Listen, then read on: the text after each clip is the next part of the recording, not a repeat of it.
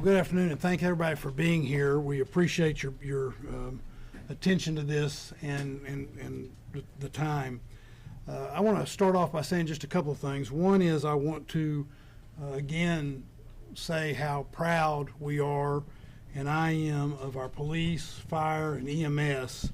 Our public safety professionals did a tremendous job, a job where they were moving quickly and bravely to make sure that lives were saved. There were lots of acts of heroism on Sunday morning. I also want to say a special thank you to the victim services of the Austin Police Department for the role that they're playing. They are doing their typical outstanding job.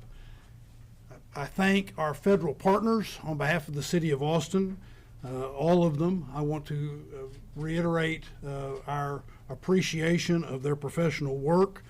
And of course, this investigation is still ongoing, but we deeply appreciate their being involved. I know that the people of Austin, Texas continue to hold the victims of this horrible tragedy in their thoughts and prayers. And then that leads me to also wanting to say a special thanks to the healthcare workers that have played such an important and prominent role in addressing the needs of Austinites after this tragedy. I'll have a few more things to say, but I want to bring up our Chief of Police, who, again, I deeply appreciate the work that she has done and the way she has handled this matter. And so, Chief Davis. Thank you, Mayor.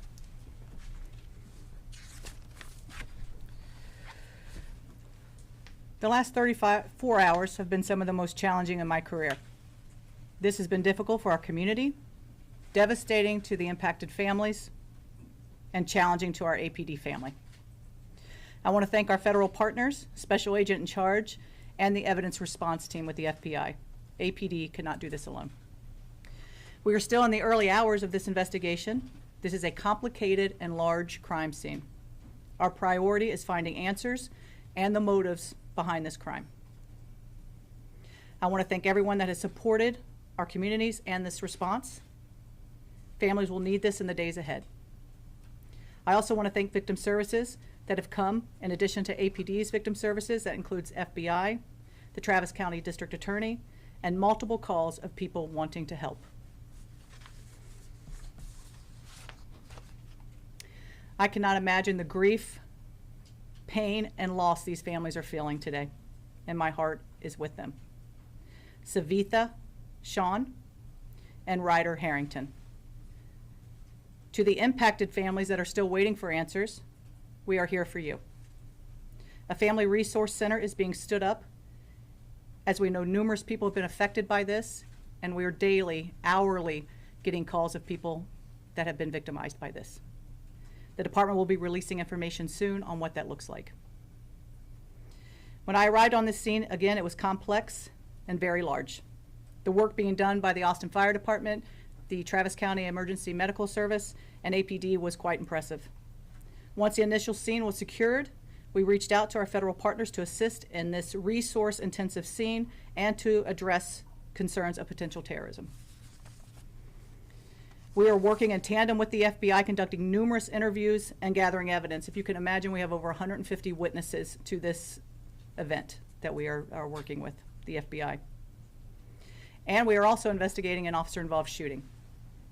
As I have committed in the past, in any officer-involved shooting, we will be releasing info as quickly as possible. Later this week, potentially Thursday, we'll be releasing body-worn camera of this event, as well as information on the suspect, including criminal history. Again, we are making, and I want you to know that we are making tremendous, significant progress in this case, but it will take time. In closing, I want to take a minute, as the mayor, echo the mayor, and talk about just the fantastic work that the Austin Police Department with the Travis County Emergency Medical Services did here. Multiple lives were saved. You know, in Texas, we are fortunate to have the Advanced Law Enforcement Rapid Response Training Center, and that's the Alert Center through Texas State University.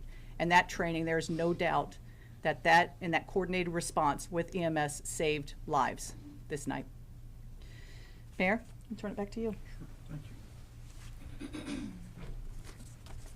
I also want to point out that we're joined today by our city manager T.C. Broadnax, and council member who represents the downtown area, Zoe Kadri. Before we take your questions, I want to say that we recognize that this is a very traumatic moment in our city. But when I talk about being proud of APD and fire and EMS, I want to also say how proud I am in how the people that are this city have reacted with such great compassion. We are all mourning together and grieving as a group, but we're seeing tremendous compassion and love coming out of the people of Austin. And so I urge everyone at this moment of trauma to reach out to each other and take care of each other and take care of our home. Be with each other. While this is a dark moment, our people are creating a lot of light in Austin, Texas. And what we do for each other matters.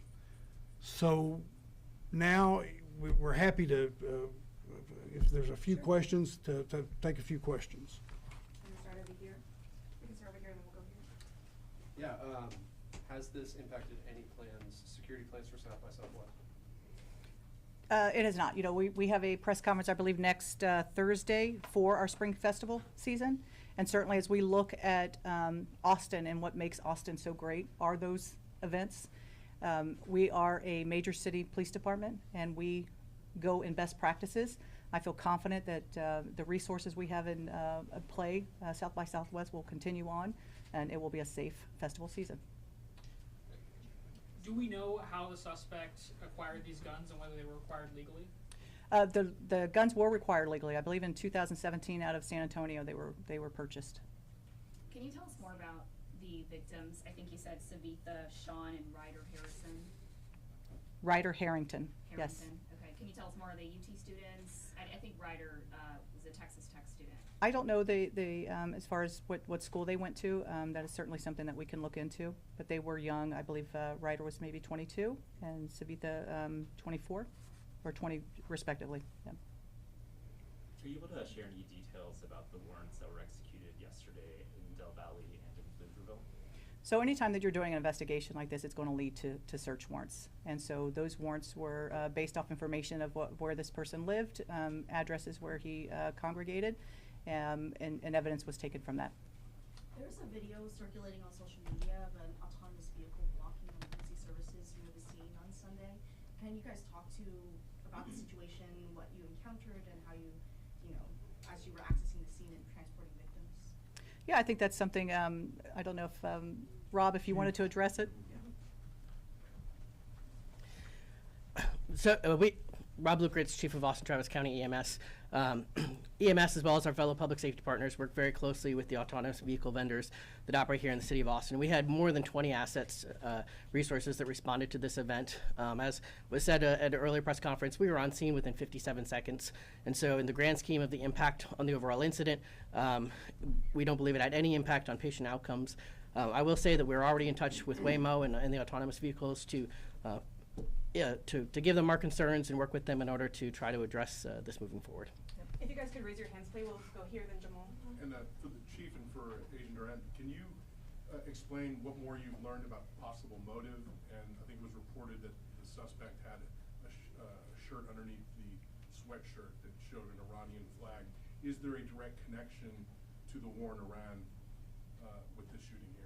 So I think for our purposes, as we're, looking at the totality of this, and certainly as a police chief, and we're coming in and we're getting this information, and we see those indicators. We see, the second shirt with the Iran and the picture of the Shah on that T-shirt as well.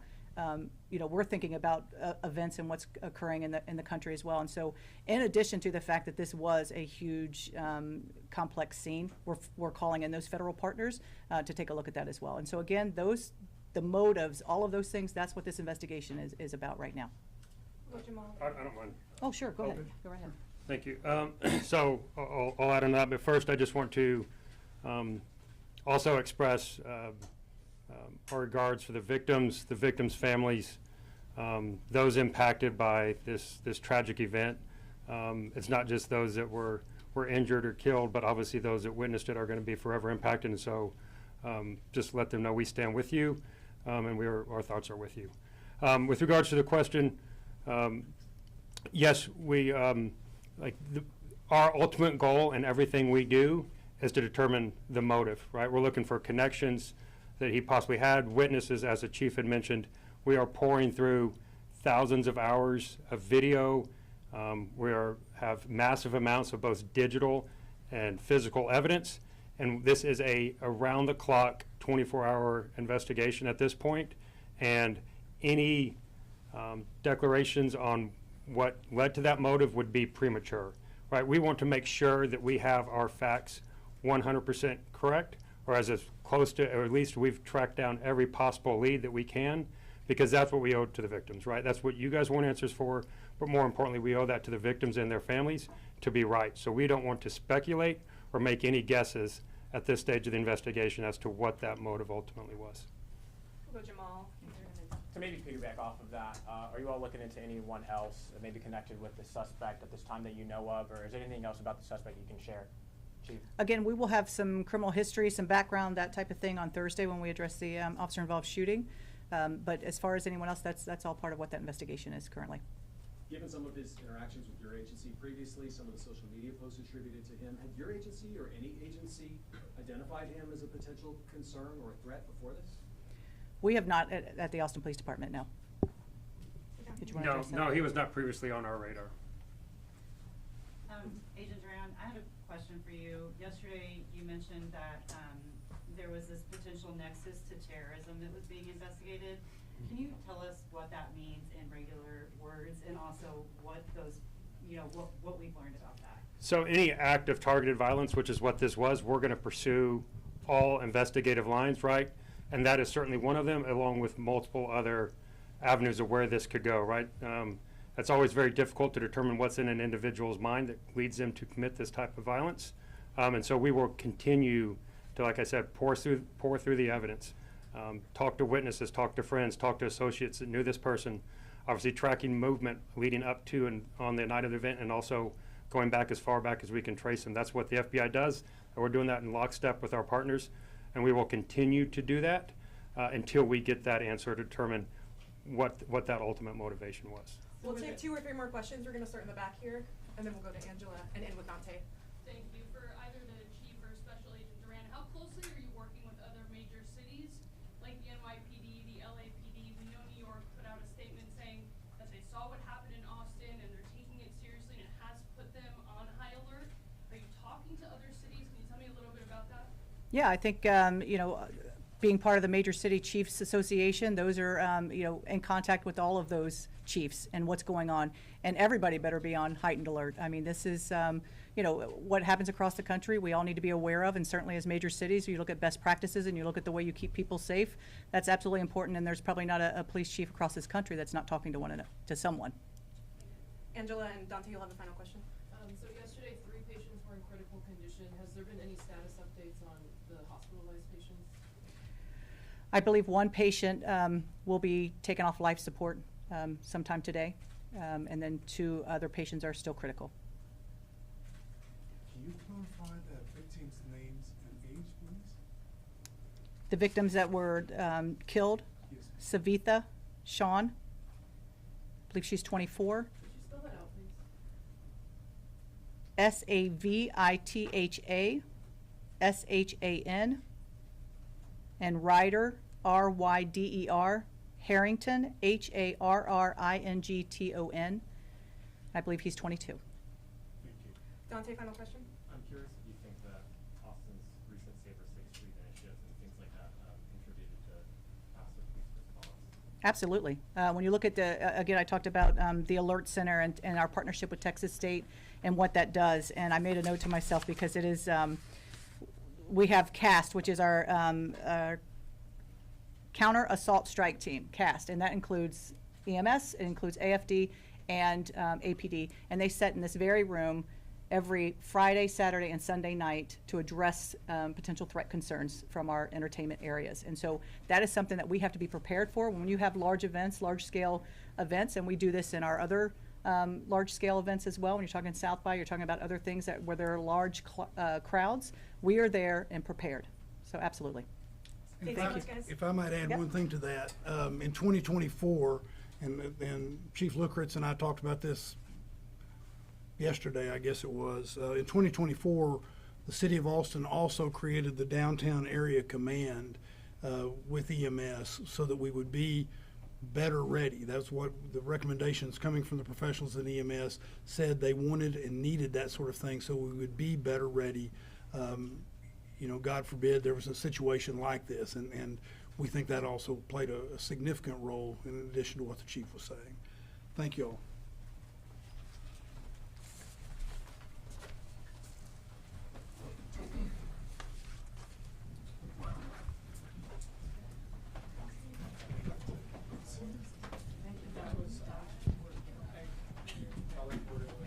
And everyone, just real quick, in closing, we will be sharing the information, the correct spelling of the names of the deceased, their ages as well, and then some additional resource information that we would like for you to help push out. In those could you, in that extra resources, clarify what taken off life support means?